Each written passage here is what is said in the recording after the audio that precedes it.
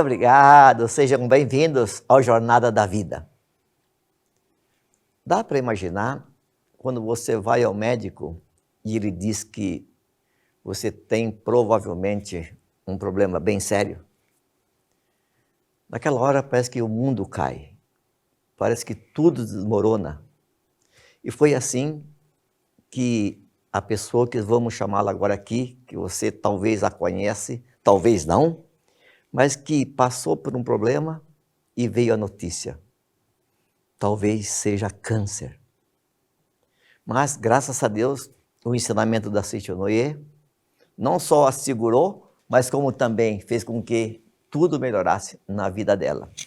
Vamos aqui então convidar para falar um pouquinho para a gente como ela superou essa notícia, o problema, de que maneira a Seicho Noye então fez uma grande revolução para melhor na vida dela. Preletora Ieda Maki Shigira Sukomide, bem-vinda, muito obrigado, como vai? Muito obrigada, nossa, muito obrigada. Tudo bem? Torene, muito Feliz de tê-la com a gente aqui, por favor.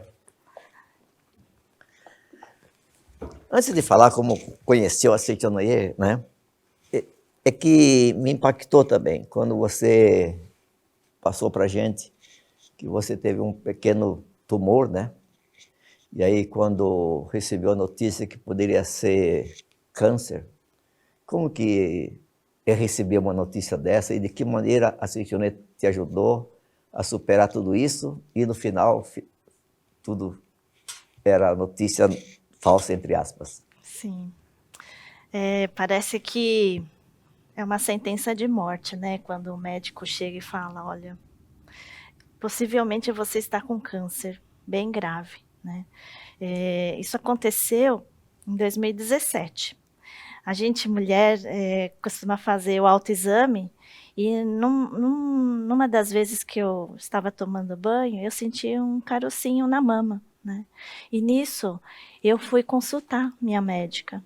Ela falou assim, você vai fazer então ultrassom, né? E a mamografia. E nisso eu fui. E quando saiu os resultados e eu fui levar para o médico, ele falou assim, olha, porque essa minha médica, ela falou, não é nem comigo que você vai ter que passar, né? A partir desse momento você vai ter que passar no mastologista, que ele que entende mais dessa parte quando existe um tumor, né? Aí quando eu cheguei lá, ele abriu meu exame e ele falou assim, eu lembro até hoje, estava eu e meu marido, ele falou assim, olha, o que você tem é muito grave, sabe? Eu fiz aqui também um ultrassom dentro do meu consultório e a imagem que eu vejo, ela não é uma bolinha assim, ela é toda cheia de espículas que ele falava, né? Então, provavelmente é um câncer, né? Então, você vai ter que fazer uma biópsia, tanto da mama como da axila, na época ele falou. E eu vou pedir para você ir nesse médico. Ele é muito bom, só que, vou te falar uma coisa, entre o médico e o tempo, você prefira o tempo, porque você não tem muito tempo para ficar vendo tudo isso que está acontecendo com você. Aí naquele momento, Preletorene, eu falei, meu Deus, eu vou morrer, né? E eu tenho 3 filhos, meus filhos ainda pequenininhos, né? Eu falei, nossa, como será que vai ser minha vida? Eu sei que eu voltei para casa, né? E eu lembro que eu ficava na sacada só refletindo sobre a minha vida. Na verdade, o quanto tudo que eu já tinha passado foi bom. A minha vida sempre foi muito boa, né? Meu relacionamento com os meus pais, sempre muito bom. Amigos, trabalho, tudo muito bom. E eu pensei, nossa, por que será que isso está acontecendo comigo, né? E aí eu me recordo que a gente ter gratidão às pessoas, assim, que a gente conhece do nosso convívio, às vezes é fácil isso, é fácil, porque as pessoas estão a todo momento interagindo com você. Mas aí naquele momento eu pensei, nossa, meus antepassados, né? Se não fossem meus antepassados, eu não estaria aqui, meus filhos, meu marido. E a partir daquele momento eu comecei a fazer oração de gratidão aos antepassados, sabe? Em 2017, quando você teve esse problema aí, você já era bem ativa na Seitinoye. Sim, eu havia 3 anos que eu tinha ganhado certificado, 2 anos que eu tinha ganhado certificado de preletor, tinha prestado a prova, né? Então eu já vinha trabalhando dentro da regional, né? Mas eu não tinha despertado ainda essa gratidão aos meus antepassados. Essa gratidão só veio porque eu falei, se hoje minha vida terminasse, é motivo de gratidão só de tudo que eu já vivi, a família que eu tenho, sabe? E essa gratidão veio muito forte para mim. Eu falei assim, eu preciso agradecer os antepassados, né? E aí, todo dia de manhã eu comecei, sabe, a agradecer. Eu me recordo que uma das vezes eu falei, hoje eu vou fazer oração de gratidão aos antepassados olhando o sol, né? E eu olhava o nascer do sol e falava, nossa, eu tenho que agradecer a vida por tudo que eu já tive até hoje, né? E aí você começou a fazer a oração de gratidão todos os dias na tua casa. Isso, todos os dias na minha casa. Aí, o que aconteceu, né, preletoríneo? Geralmente, a gente, quando tem algum exame para fazer, ou uma consulta, a gente ouve que, demora para marcar. Uma biópsia, nossa, demora 1 mês. E você tem isso na cabeça, né? O tempo, né? Isso. Tem que ser rápido, né? Isso. E nem sempre é rápido, né? Nem sempre é rápido. De vez em quando, não, daqui 3 meses. A gente pensa, daqui 3 meses já morri. Pois é. Porque eu tinha passado por uma experiência de uma amiga que ela tinha falecido, né? Por conta do câncer de mama, e foi muito rápido. Então a gente fica assim, a gente ouve as histórias, a gente fica com aquilo na cabeça, né? Fica. E eu me recordo que eu falei, bom, então eu vou ligar para marcar consulta, né? Vou tentar com esse... Não era consulta, era a biópsia. E eu consegui assim na mesma semana, sabe? E eu me recordo que quando eu fui no laboratório, e aí eu cheguei na recepção, as pessoas muito assim, atenciosas, falavam assim, nossa, que bom que você chegou, né? Então, mas tem um problema. A sua guia não foi ainda aceita pelo convênio. Eu falei, meu Deus, né? Eu tenho tanta urgência, mas eu não me recordo de ter ficado falando, né, com a recepcionista, mas ela falava assim, ó, mas vai dar tudo certo. Parecia que ela era da Seitinoye. Vai dar tudo certo, a gente vai tentar aqui com o convênio. E eu fiquei lá aguardando o preletoríneo, né? Aí, de repente, ela falou, olha, a gente vai te preparar para a biópsia, né? Só que você tem 2. Uma foi aceita e a outra não. Então, pode ser, né, que você tenha que voltar outro dia com outro médico. Eu falei, e eu assim, dentro de mim, né, não, vai dar tudo certo, né. Aí ela mesma falou, não, mas vai dar tudo certo. Você vai lá, o doutor vai começar a fazer a biópsia e de repente, né, vai dar tudo certo lá. Eu sei que eu fui. Aí a recepcionista falou assim, deu certo, vai dar para você fazer as 2. Né? E aí fizeram a biópsia.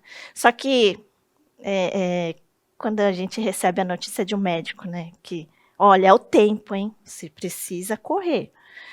Eu lembro que aquilo veio assim tão forte em mim, eu saí chorando daquela sala da biópsia, porque eu falei, nossa, será que chegou minha hora mesmo, né?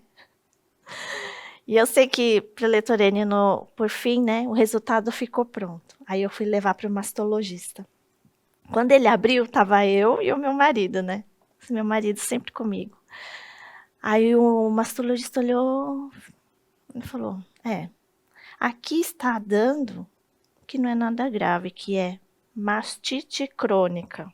Mastite crônica, bom, eu tive mastite quando eu tive meus filhos, né? Onde o leite ficou infeccionado. E lá estava mostrando que era uma mastite crônica. Eu falei, nossa, mas me deu um alívio, sabe? Um alívio que... Aí veio o doutor assim, jogou um balde de água fria. Ele falou, olha, mas muitas vezes os laudos erram. Isso parece que é câncer. Eu falei, ai meu Deus do céu, como que pode, né? E eu tão aliviada. Muito amigo, né? Foi isso, ele falou assim, olha... daqui em diante eu não vou conseguir te ajudar, mas tem um médico que ele é especialista nesses casos, assim, que tá aparecendo, né? Você vai procurar ele e ele vai te ajudar, né? E assim, minha amiga, de novo, entre o médico e o tempo, prefiro o tempo. Por quê? Muitas vezes o laudo fala que não é, e é câncer. Ele falou assim, né? Eu olhei e falei, saí de lá também, de novo, né? Acabada, né, Preletorine? Eu falei, nossa, e agora, né? Eu sei que eu precisava correr. E eu falei, bom, então eu vou tentar ligar para esse médico e tentar marcar consulta. E aí liguei, o que aconteceu? Eu consegui para o dia seguinte com esse médico. Eu falei, nossa, até a minha mãe falou assim, como que você consegue isso? Né, de conseguir as coisas tão rápido, porque para mim demora tanto. Eu falei assim, eu sei. São os antepassados, né, que estão abrindo meus caminhos. E eu lá, firme e forte, coração dos antepassados. E aí, quando eu cheguei, então, no dia seguinte, nessa consulta, a recepcionista olha para mim, Preletorine, parece novela, né? Ele falou assim, então, não te falaram? Cancelaram a sua consulta. Como assim, né? Cancelaram. Não te ligaram? Eu falei, não. Eu não precisei falar muita coisa. Eu sei que a recepcionista olhou para mim. Não, mas pode deixar que tem uma médica muito boa aqui que ela vai conseguir te ajudar. E é a mesma especialidade.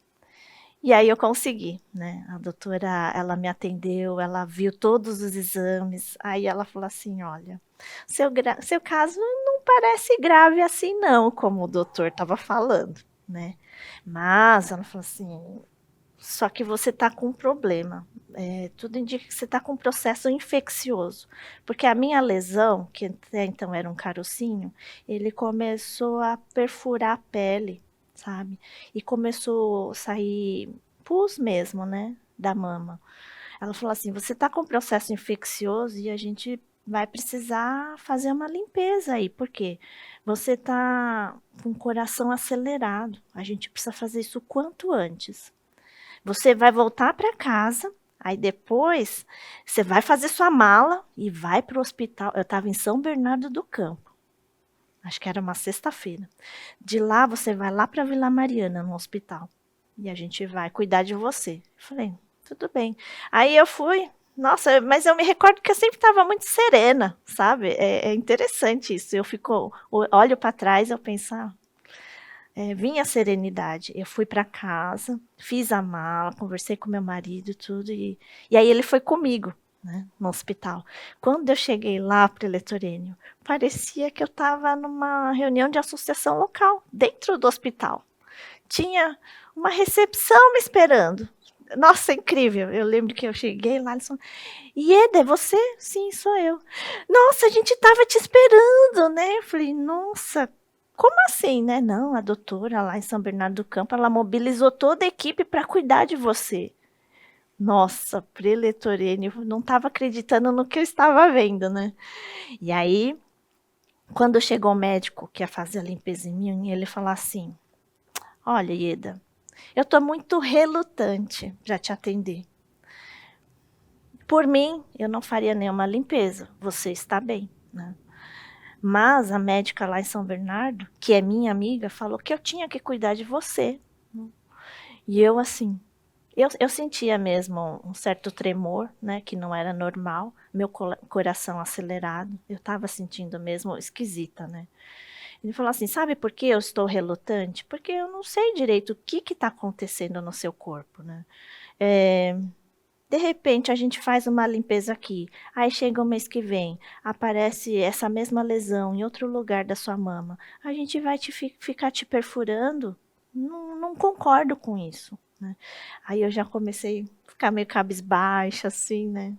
Ele falou, você bebe? Eu falei, não. Você já teve tuberculose? Eu falei, não. Aí eu falei, ai meu Deus, será que eu vou voltar para casa desse jeito? Ele olhou assim, não se preocupe, eu vou cuidar de você, tá bom? Vai ficar tudo bem. E aí ele me levou para a sala de cirurgia, fez toda a limpeza, né? E sabe, Preletorênio, depois desse dia, eu fui fazer o exame novamente de ultrassom. Eu recuperei, assim, a minha normalidade, aquele coração acelerado não tinha mais, porque o processo infeccioso tinha ido embora, né? Mas aí pediram ultrassom, mamografia. E no primeiro laudo, que existe uma mensuração, né, nesses exames, de BIRADS 1 a 5, onde 1 não é grave e 5 é muito grave. O meu tinha dado 4, né? Então, assim, tudo indicava que era mesmo um câncer de mama. E aí, quando eu fiz todo esse processo, depois de tudo isso que eu passei, muita oração aos antepassados, deu BIRADS 1, sabe? Nossa, de 4 eu fui para 1. Eu falei, gente, sabe? Foi um aprendizado muito grande que eu tive no sentido de realmente gratidão. Gratidão aos meus antepassados, gratidão à vida. Nossa. A que você atribui, Ieda, essa sua paz diante de uma notícia extremamente complicada, né? Eu fico tentando imaginar o que uma pessoa, sabe, sente quando recebe uma notícia dessa. Porque independente se é ou não é, quando recebe isso de uma autoridade, né, que é um médico, ele treme, sabe, a gente treme na base. Mas é claro que você teve esse impacto, mas como você disse, né, sempre serena, sempre calma. E você atribui isso ao ensinamento da Seitonei, a gratidão aos antepassados, ao marido, aos filhos, aos pais? Realmente, a Seichonoye, né? A Seichonoye, eu frequento a Seichonoye desde criança. Eu ia na reunião de crianças e o que a gente aprendia? Ver o lado bom das coisas, né? Então, eu tentava, e eu acho que surtia efeito, né? Tentar ver o lado bom, o que tudo aquilo está querendo me mostrar. Né? Mas não era só isso, preletorênio, era a sutra sagrada, né? A gente, meditação Shinsokan, sutra sagrada, oração de gratidão aos antepassados, tudo isso eu sinto que fez sim com que eu serenasse a minha mente, né? Porque a Seitonei nos ensina, né, Ieda, que tudo é reflexo da mente, né? Se a gente começar a ficar desesperado, acreditando que a doença está piorando, que eu vou morrer, isso prejudica demais, né, a vida da gente. E se a doença não era tão grave, ela começa a se manifestar de forma que parece que não tem mais cura, né? Mas graças à sua serenidade e à proteção dos antepassados, o amor da sua família, tudo correu bem e, graças a Deus, era notícia falsa. Nossa, graças a E Deus. se não era notícia falsa, virou falsa, né? Pelo poder da oração e da proteção dos seus antepassados. Parabéns, viu? Puxa vida, admirável. Fiquei feliz de ouvir isso e a sua recuperação. Você está com um livro fantástico aí nas mãos, né? Da professora Teruko Taniguchi, onde ela fala um pouquinho sobre aí o relacionamento dela e o seu marido. A professora Teruko Taniguchi é esposa do Sagrado Mestre Masaharu Taniguchi, e aí nesse livro, Reverenciando-o como mestre e amando-o como marido, ela conta algumas passagens do relacionamento deles, mas também ela dá umas lições de vida fantásticas, assim, sobre o modo da gente viver e a gente acreditar mais na gente. E aí também ele fala sobre capacidade, essas coisas todas aí que você encontrou aí nesse livro, não foi? Sim. Esse livro, Reverenciando como Mestre e Respeitando como Marido, ele é um livro muito inspirador. Esse é. Quando eu leio, eu li inteiro e eu continuo lendo. E tem várias passagens assim que eu me identifico, sabe? E aqui tem uma história que a professora Teruko fala, que é em relação à potencialidade infinita, né? Então, ela até fala aqui, me permita ler, né? Por favor. É uma situação que acontece no final da Segunda Guerra Mundial, né? Tinha ocasiões de bombardeios, né? Aí a professora Teruka, ela fala aqui que o marido dela sempre estava ausente, né? Porque ele tinha os afazeres da Seichonoye mesmo, né?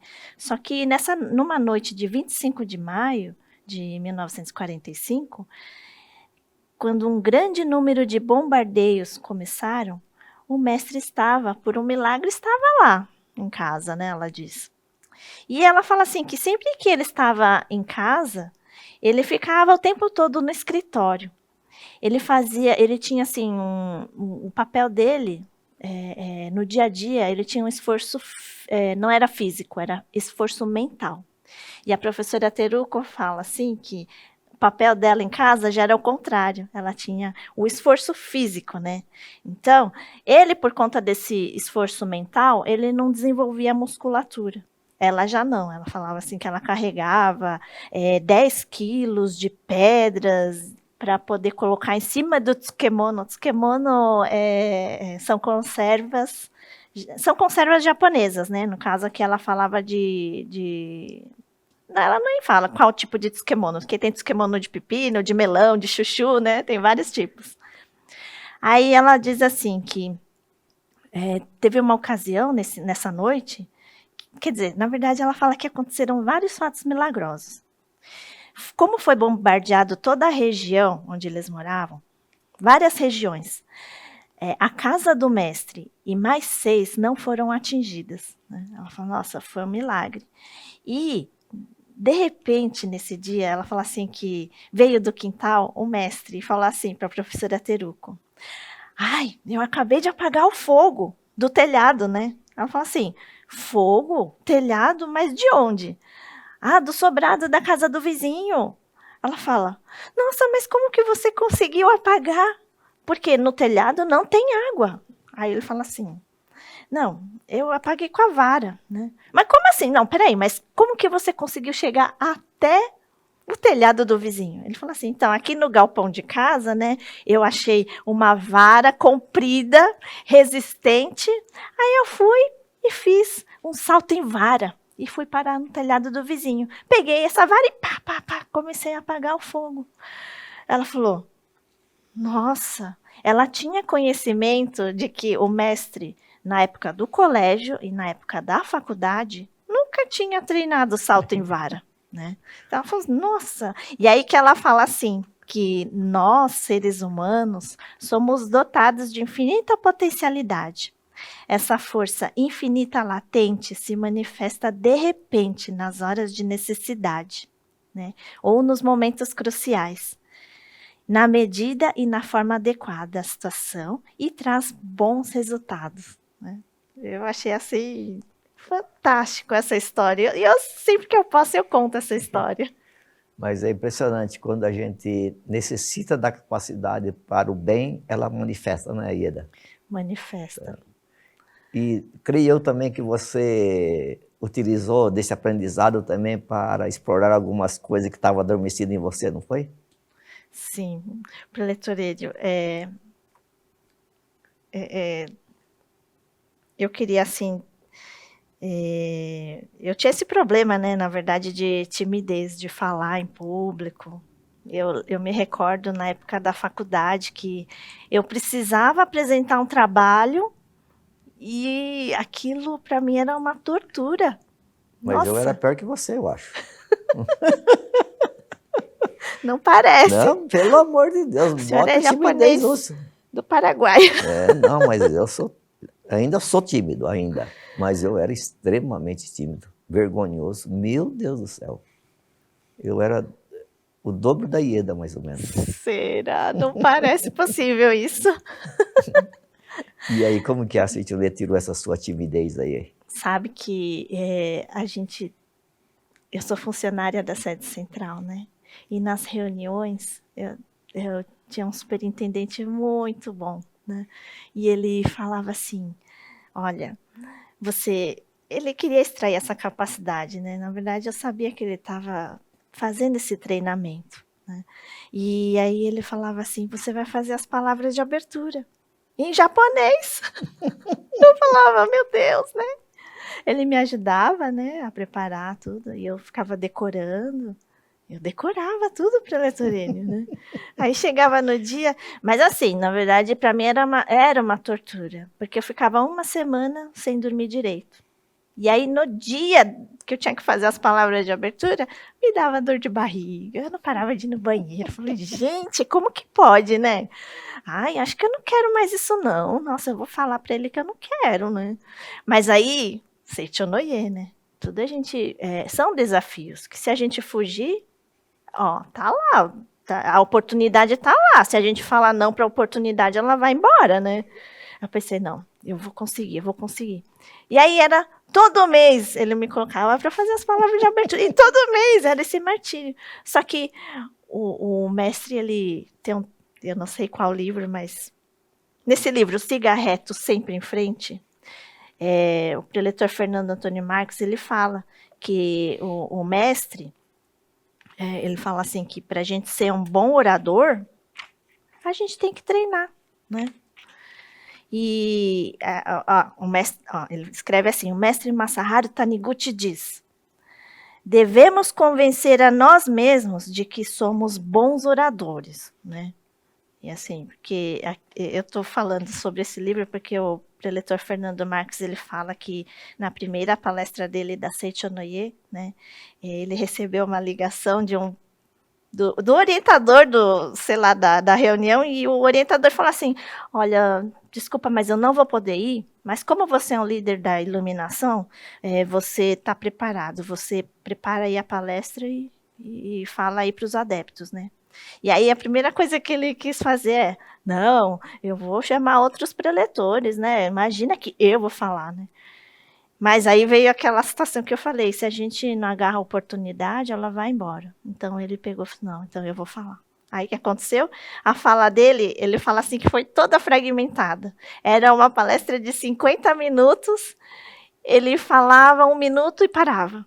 Aí todo mundo, o que fazia? Como ele não sabia o que fazer, e ninguém também sabia o que fazer, todo mundo batia palma, né?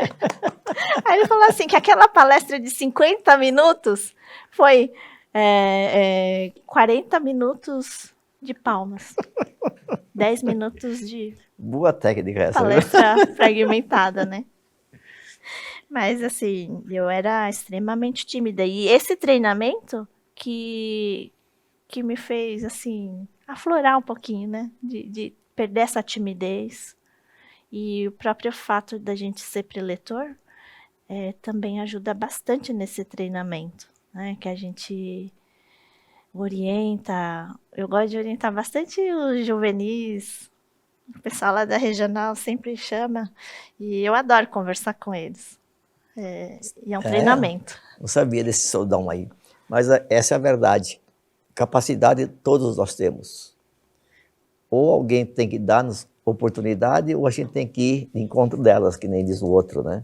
Só que uma grande parte, por não querer enfrentá-las, a gente acaba, não nasci para isso, não levo jeito, não, fulano é melhor que eu, e assim por diante, né, Ieda? Isso mesmo. E aí a gente acaba, muitas das vezes, ao longo dos anos, deixando passar grandes chances na vida, né?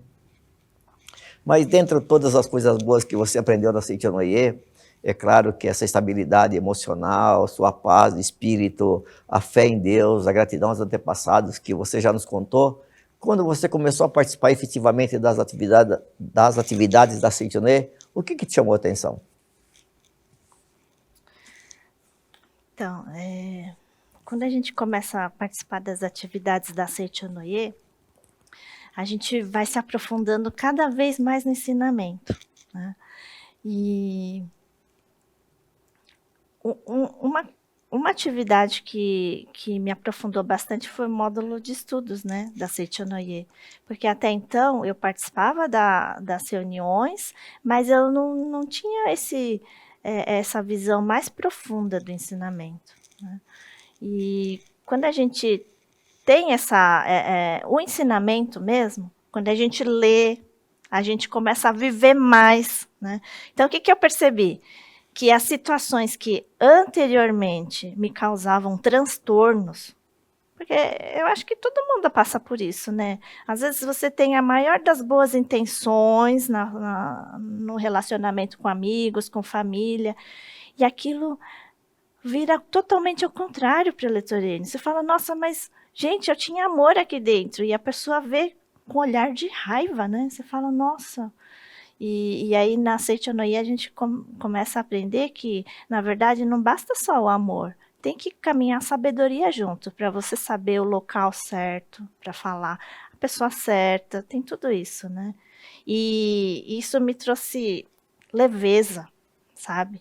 Aquilo que muitas vezes é um desafio que não te deixa dormir. Eu comecei a notar, depois que eu comecei a me aprofundar mesmo no ensinamento, que eu comecei a colocar cabeça para dormir.